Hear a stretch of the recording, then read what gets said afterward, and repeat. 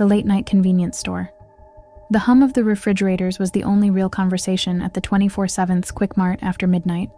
The fluorescent lights buzzed overhead, sickly and pale, reflecting off aisles of instant noodles and energy drinks. Eli had been the night cashier for almost 3 years, and nothing surprised him anymore, or so he thought. At exactly 2:17 a.m., the bell above the door jingled. That sound used to comfort him, but lately, it only made his stomach twist, because he knew who it would be.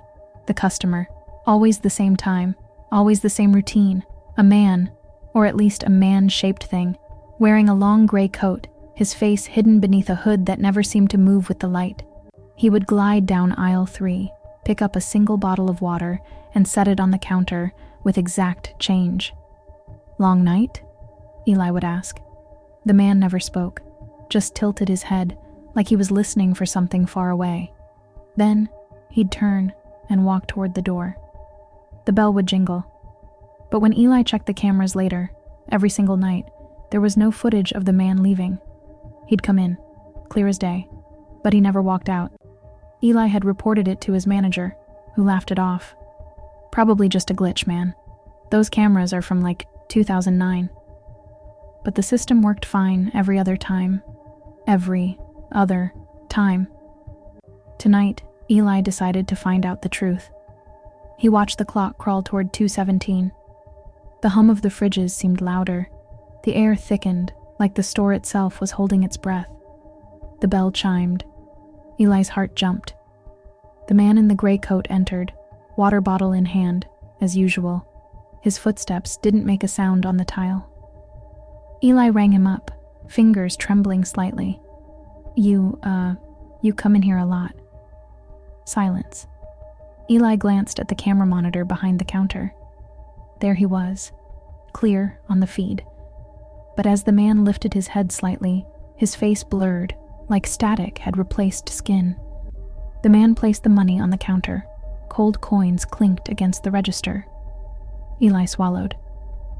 "I've been wondering, where do you go after this?" The man slowly turned toward the security mirror above the chips aisle. For a moment, Eli saw 2 reflections, himself and something else behind the man, a tall, dark smear of movement, like a figure stretching out from shadow. The bell jingled again as the man walked out. Eli exhaled shakily. He turned to the monitors, heart pounding. This time, he watched the live feed. There, the man stepped through the sliding doors, but didn't exit.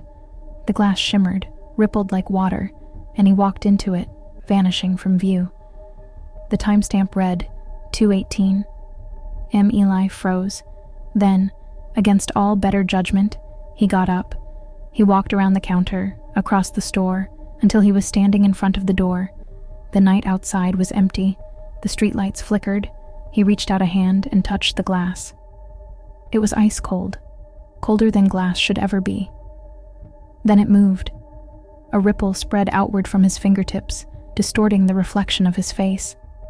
The hum of the fridges faded. The buzzing lights dimmed. Everything tilted slightly, as if the world itself had taken a step sideways. From deep within the shimmer, a faint whisper came. "Your turn." The bell above the door jingled, and then silence. At 6 a.m., the morning clerk, Denise, arrived for her shift. The store was spotless, the register closed, everything in order, except for one thing. The front door stood open, the bell swaying gently in the early dawn breeze, and on the counter sat a single bottle of water, with exact change beside it.